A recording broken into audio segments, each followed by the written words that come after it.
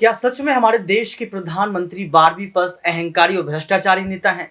क्या सच में देश के प्रधानमंत्री अब देश के तमाम विपक्षी पार्टियों के ऊपर तानाशाही कर रही है?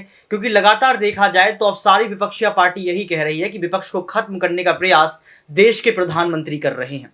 नमस्कार, आपके साथ मैं हूं ऋतिक सविता। स्वागत है आपका SPN 9 न्यूज में। दर्शकों, आपको बता दें कि अरविंद केजरीवाल ने साफ तौर पर कह दिया है कि हमारे देश के प्रधानमंत्री भ्रष्ट हैं। उन्होंने साफ तौर पर कह दिया है कि 12वीं पास अहंकारी, सबसे अहंकारी नेता कोई है देश में तो वो यहाँ पर देश के प्रधानमंत्री नरेंद्र मोदी हैं। और यहाँ पर साफ तौर पर कहा गया है कि देश के प्रधानमंत्री का ध्यान सिर्फ इस पर है कि अब किसको जेल में डालना है। उन्होंने कहा कि आप देखिए, हमारे नेताओं को जेल में डाल दिया, राहुल गांधी की सदस्यता को रद्द कर दिया और इसके साथ साथ अभी तमाम विपक्षी पार्टियों पर शिकंजा कसा जा रहा है। क्यों? क्योंकि यहाँ पर अपने मित्र को बचाने का प्रयास किया जा रहा है। तो क्या सच में देश के प्रधानमंत्री भ्रष्ट हैं? पहले आप अरविंद केजरीवाल के इस वीडियो को सुनिए जिसमें साफ तौर पर वो बड़ी बड़ी बातें कर रहे हैं। अभी थोड़ी देर पहले खबर आई कि राहुल गांधी जी को लोकसभा की सदस्यता से बर्खास्त कर दिया गया है। जिस तरह से उन्हें उस मानहानि केस में फंसाया गया, मैक्सिमम सज़ा दी गई और 24 घंटे के अंदर उनकी लोकसभा की सदस्यता बर्खास्त कर दी गई, ये हमारे देश के लिए बहुत चिंता का विषय है। हम जुडिशरी का सम्मान करते हैं, लेकिन जो जजमेंट आया हम उसका समर्थन नहीं करते। जिस तरह से उनकी सदस्यता बर्खास्त की गई है वो एक कायराना हरकत है, वो एक डरी हुई सरकार की निशानी है। लेकिन देश के लिए पूरा आजकल देश के अंदर जो चल रहा है वो देश के लिए बहुत खतरनाक है। पूरे देश से ये एक ऐसा माहौल बनाना चाहते हैं कि देश में बस एक ही पार्टी बचे, वन नेशन वन पार्टी, और सारी पार्टियों को ख़त्म कर दिया जाए। ये एक ऐसा माहौल बनाना चाहते हैं कि एक ही नेता बचे, वन नेशन वन लीडर, बाकी सारे लीडर्स को ख़त्म कर दिया जाए।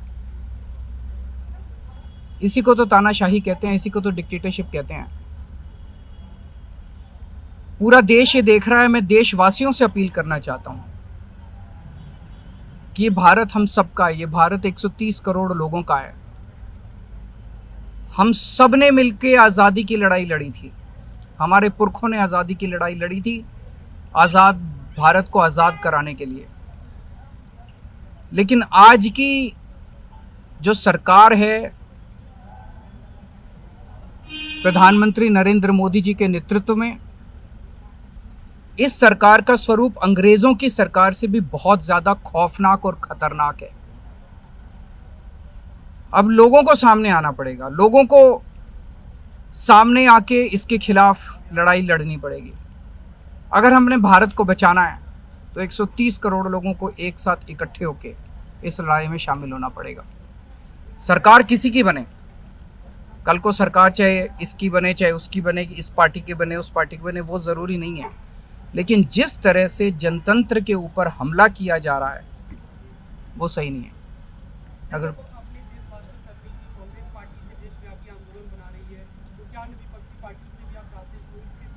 पार्टियां इंपॉर्टेंट नहीं है, मैंने कहा लोग इंपॉर्टेंट हैं। अभी अभी मैंने संसद के अंदर, विधानसभा के अंदर एक एग्जाम्पल दिया। एक ऑटो रिक्शा वाला मिला, ऑटो रिक्शा वाला मुझे कह रहा था जी मुझे व्हाट्सएप मैसेज भेजने में डर लगता है। मैंने कहा क्यों? कहते हैं शायद गिरफ्तार ना कर लें। इस देश के अगर एक ऑटो रिक्शा वाले को व्हाट्सएप मैसेज भेजने में डर लगता है तो आपने 130 करोड़ लोगों को डरा के रखा हुआ है। ऐसे देश कैसे चलेगा? डर डर के लोग कैसे जिएंगे? और क्यों डर डर के जिए? हम, हमारा देश है, हम आज़ाद भारत के आज़ाद नागरिक हैं, हम क्यों डर डर के जिए? पूरे देश को व्यापारी डरा हुआ है, किसान डरा हुआ है, मजदूर डरा हुआ है, नेता डरे हुए हैं, सब लोगों को डरा के रखा है। जुडिशरी डरी हुई है, जज डरे हुए हैं, मीडिया वाले डरे हुए हैं, सबको धमकाते हैं ये लोग, सबको ईडी और सीबीआई और इनकम टैक्स की धमकी देते हैं लोग। सर, इससे पहले हमने देखा कि आप लोगों के कांग्रेस के साथ रिश्ते काफी खराब रहे, लेकिन आज 14 वो इम्पोर्टेंट नहीं है, हमारे आपस के रिश्ते इंपॉर्टेंट नहीं है, इस टाइम देश को बचाना इंपॉर्टेंट है। मीडिया के ऊपर प्रहार हो और मैं अगर कहूं कि मेरी इस चैनल से बनती नहीं है, वो इंपॉर्टेंट नहीं है। किसी से बनती है या किसी से नहीं बनती, इससे व्यक्तिगत अच्छे रिश्ते हैं कि व्यक्तिगत बुरे रिश्ते हैं, वो इंपॉर्टेंट नहीं है।